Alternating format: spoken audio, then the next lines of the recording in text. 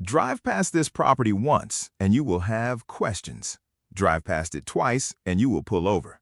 This is a Quonset barndominium, 1,400 square feet, 3 bedrooms, 2 bathrooms, and a total build cost that sits between $97,000 and $136,000 depending on your market.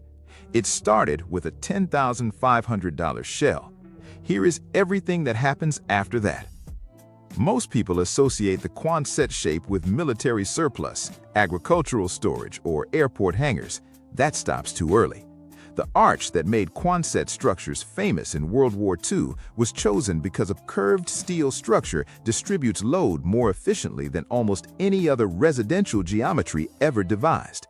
When civilian builders in the 1950s started converting surplus units into homes, they discovered what the military already knew. These things do not fail under the conditions that destroy conventional buildings. That reputation followed the design into 2026, and it is exactly why barndominium builders are choosing the arch over every other shell option available right now. The shell kit for this build, a 40 by 35, giving you 1,400 square feet, came from Steel Master Buildings at $27,500 delivered. That's the arch panels, end wall framing, ridge hardware, and connection system. Everything that turns that shell into a finished home is a separate line item. Concrete slab, $8,400 to $14,000. Closed cell spray foam insulation, $6,500 to $9,800. No substitutes on a steel structure. Electrical service and rough-in, $5,000 to $7,500. Plumbing for 3 bathrooms and kitchen, $10,000 to $15,000. Interior framing, knee walls, partition walls, ceiling furring, $4,500 to $7,000.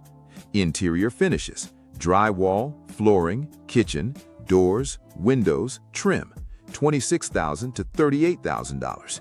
Permits, $3,500 to $6,500. Finished total, $97,400 to $135,800 for 1,400 square feet. Conventional stick build equivalent in the same market runs $210,000 to $392,000. Per square foot, this build lands at $69 to $97. Conventional framing runs $150 to $280. That gap does not close as material prices shift, it widens. The arch performs the way it does because load enters the curve at any point and travels continuously to the foundation perimeter. No ridge beam, no rafter assembly, no joint between the roof and the wall because they are the same unbroken piece of corrugated steel. This 40-foot arch with 14-gauge panels carries a certified wind rating of 150 miles per hour. Snow load capacity reaches 40 to 75 pounds per square foot, exceeding residential code in every Great Lakes state, every Rocky Mountain state, and most of New England. The structure that looks least like a house is frequently the one best engineered to survive what houses face. Walking into this build, the front entry zone stops you first, 12 feet deep across the full width. Front door, coat storage, mudroom. End walls are flat vertical surfaces, standard framing, standard doors, standard windows. No curved geometry to work around. Kitchen and dining next 15 feet. Kitchen runs the left side wall with a 10-foot island.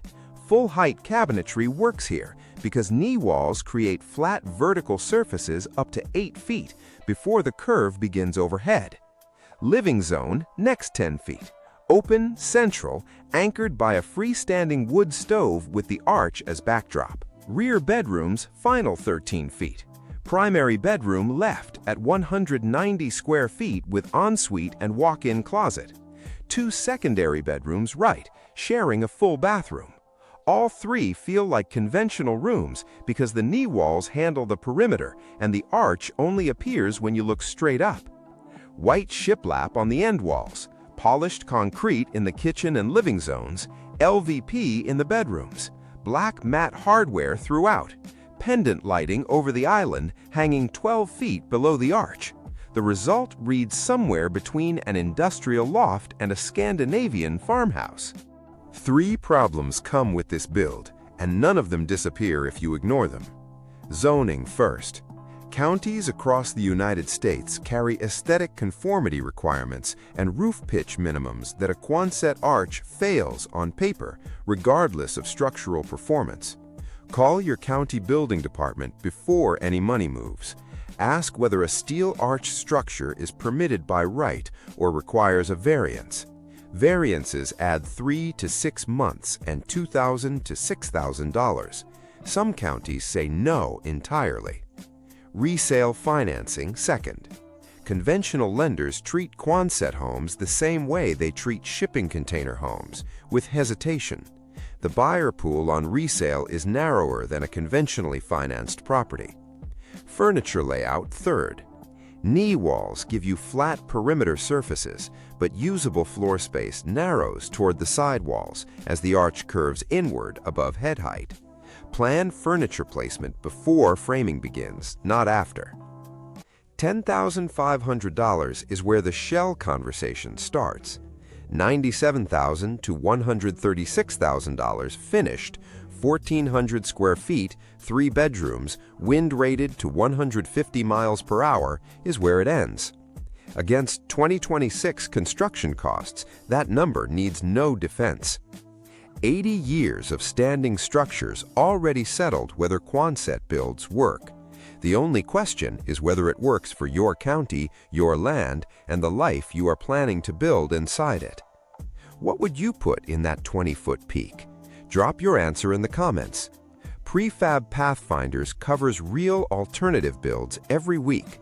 Real costs, real timelines, what performs and what does not. Subscribe and hit the bell. The next build is already in production.